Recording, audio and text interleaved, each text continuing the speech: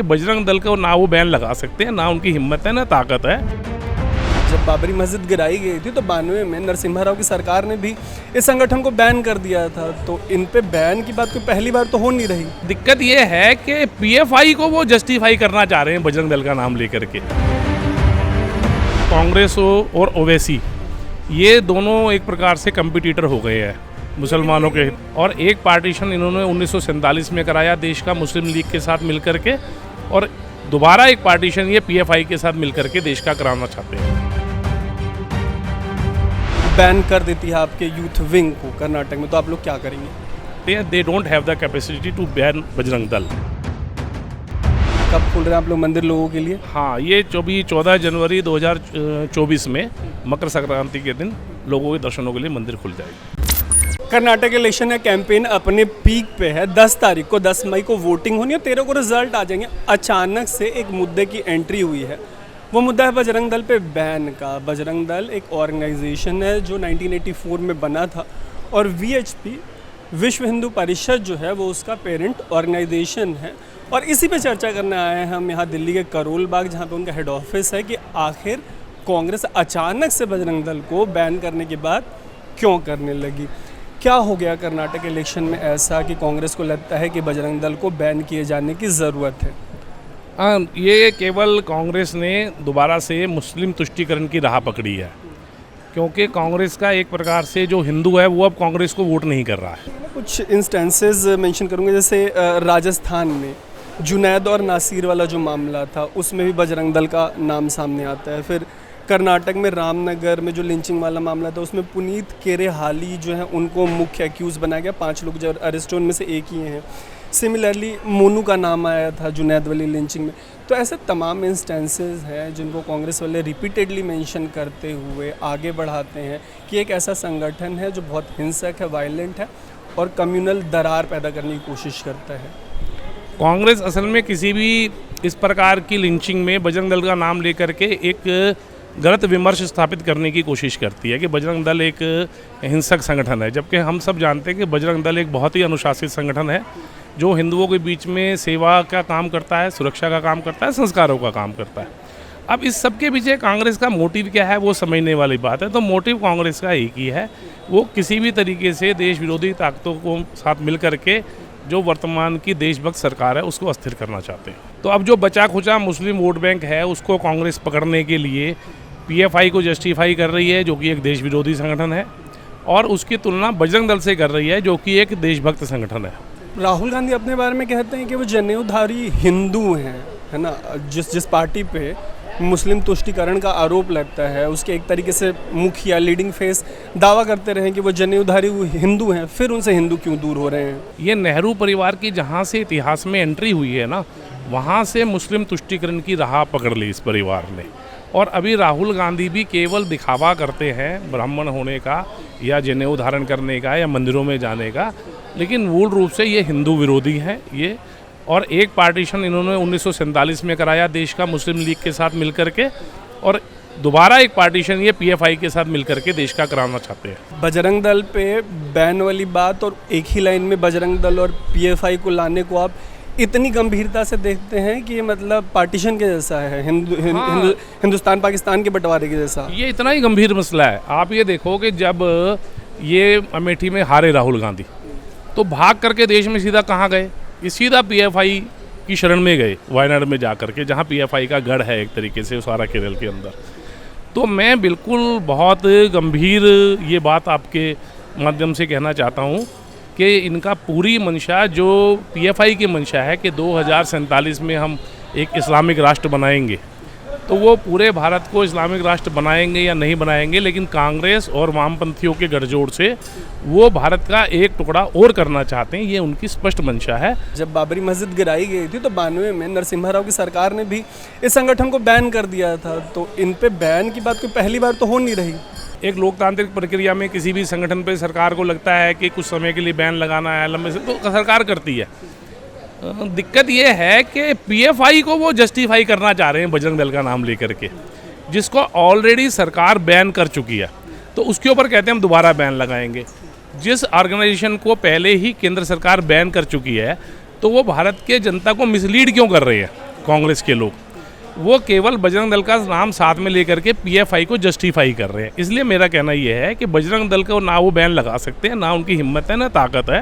कांग्रेस और ओवैसी ये दोनों एक प्रकार से कंपिटिटर हो गए हैं मुसलमानों के। तो जैसे ऐसे कांग्रेस का एलिगेशन रहा है, पुलिस केसेस भी रहे हैं, आप कह रहे हैं कि ये एक मतलब शांतिपूर्ण संगठन है जो लोगों की सेवा में लगा रहता है। अगर लोग जानना चाहें उदाहरण के तौर पे कि ऐसी कौन सी सेवा करता है बजरंग दल समाज की, तो आप क्या उदाहरण दे पाएंगे? देखो, बजरंग दल जिस समय कोरोना का सबसे बड़ी आपदा आई, ठीक है, मैं आपको बताना चाहता हूँ, देश की एक मस्जिद ने एक अनाज का दाना नहीं बांटा, देश के एक चर्च ने एक अनाज का दाना नहीं बांटा, देश की किसी मस्जिद में कोई ऑक्सीजन सिलेंडर नहीं बांटे, किसी चर्च ने कोई ऑक्सीजन सिलेंडर। बजरंग दल के नौजवानों ने अपनी जान पे खेल करके उस समय मंदिरों को सैनिटाइज़ किया, लोगों के घरों को सैनिटाइज़ किया, रसोइयाँ चलाई, लोगों को भोजन दिया, लोगों को रहने के लिए आश्रय स्थल दिए।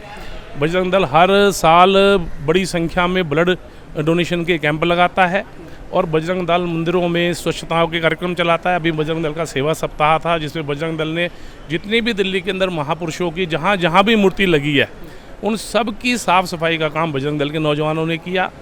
ऐसे में किसी का सवाल हो सकता है कि 92 में राम जन्मभूमि आंदोलन के समय बजरंग दल ने ऐसा क्या किया होगा जिसकी वजह से नरसिम्हा राव की सरकार ने बजरंग दल को बैन कर दिया? देखो, ऐसा है, बैन करना वो फिर मैं आपको वही कहूँगा, क्योंकि कांग्रेस की सरकारें क्यों बैन करती हैं? सरकारें तो और भी देश में कई बार बनी हैं, वो क्यों नहीं बैन करती? कांग्रेस का एक सीधा साधा एजेंडा वो 1920 से चल रहा है और वो मुस्लिम तुष्टीकरण का एजेंडा है। उसके लिए कांग्रेस किसी भी देशवादी राष्ट्रभक्त संगठन को बैन कर सकती है, कांग्रेस को उसमें कोई परहेज नहीं है। कब खोल रहे हैं आप लोग मंदिर लोगों के लिए? हाँ, ये 14 जनवरी 2024 में मकर संक्रांति के दिन लोगों के दर्शनों के लिए मंदिर खुल जाएगी। राम मंदिर आप कह रहे हैं कि 14 जनवरी को मकर संक्रांति के दिन लोगों के लिए खोल दिया जाएगा? खोल दिया जाएगा, कंफर्म बता। कृष्ण जन्मभूमि को लेके भी मतलब वीएचपी का अपना स्टैंड रहा है, ऐसे तमाम मंदिरों को लेके, तो ऐसे आंदोलनों को भी इंटेंसिफाई करने का अभी कमिंग डेज में प्लान है या अभी वो ठंडे बस्ते में रहेंगे? देखो, मैं आपको बताता हूँ, आप समझो, वीएचपी का कोई एजेंडा नहीं है, लेकिन हिंदू समाज अपने सभी ऐसे जन्म स्थानों को जो उनके देव जन्म स्थान है उनको रिक्लेम कर रहा है। तो जब कोई भी हिंदू समाज इस प्रकार के काम करता है, वीएचपी का समर्थन रहता ही है और हम संतों के निर्देश पर काम करते हैं। जिस दिन संत तय करेंगे वीएचपी को इस आंदोलन में कोई भागीदारी करनी है, तो उस दिन वीएचपी संतों के आदेश के अनुसार उसमें भागीदारी करेगी। एलिगेशन लगता है कांग्रेस से बार बार कि वो तुष्टीकरण की राजनीति करते। क्या है ये तुष्टीकरण की राजनीति? आखिर मान लीजिए ऑडियंस समझना चाहे कि क्या है तुष्टीकरण की राजनीति। देखिए, आप आज देश में एक लोकतांत्रिक प्रक्रिया है, लोकतांत्रिक तरीके से सरकार बनती है, उसमें लोग वोट करते हैं। तो अलग अलग सेक्शन ऑफ द सोसाइटीज़ है जो वोट करते हैं। हम सब जानते हैं कि उस प्रकार से एक मैनेजमेंट करती है कोई भी पार्टी हो कि उसको मैक्सिमम वोट शेयर कैसे मिले। तो कांग्रेस उसके अंदर ये समझती है कि अभी ये 18% 20% का जो मुस्लिम वोट शेयर है वो उसको एन ब्लॉक अपने पास रखना चाहती है, ताकि उसकी जो दौड़ है वो शुरू ही 20% के आगे हो।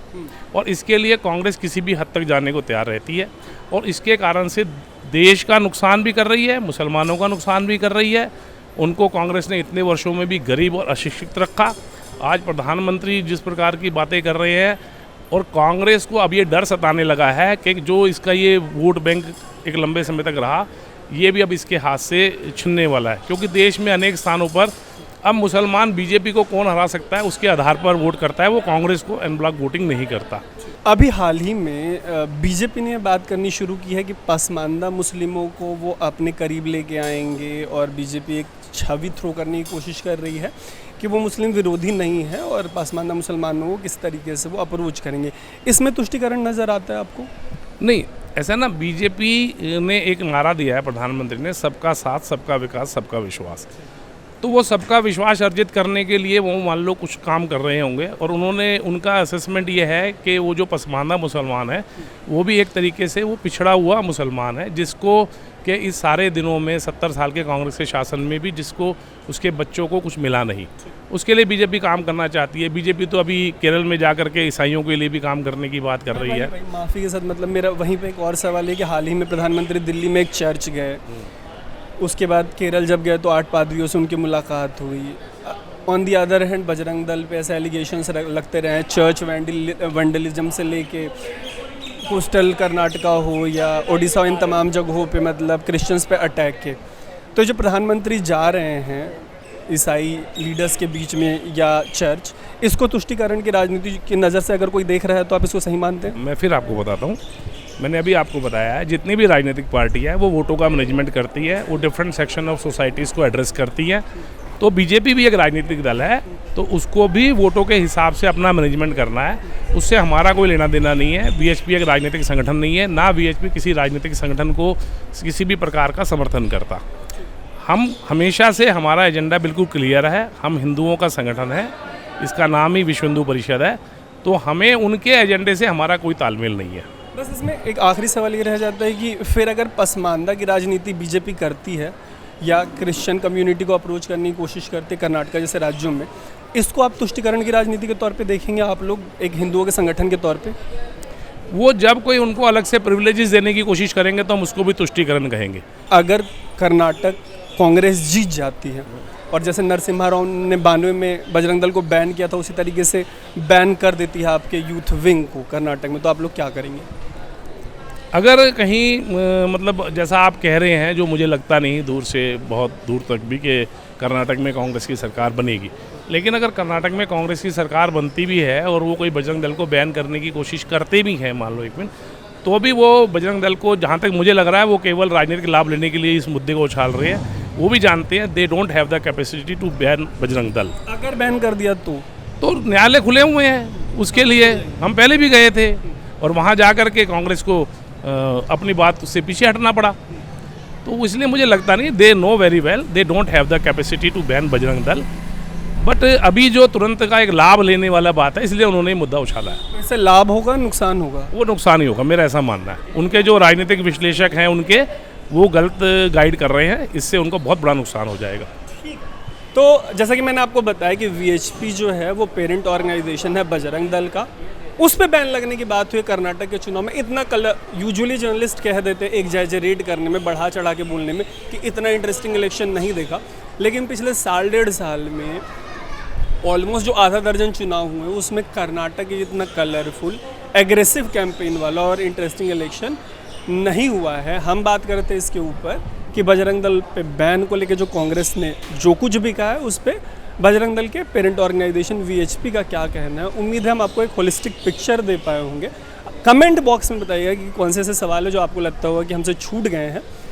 फॉलो अप में अगर हम स्टोरी करते तो हम उसमें उसको कवर करने की कोशिश करेंगे। देखते रहिएगा अनकट। मेरा नाम है तरुण।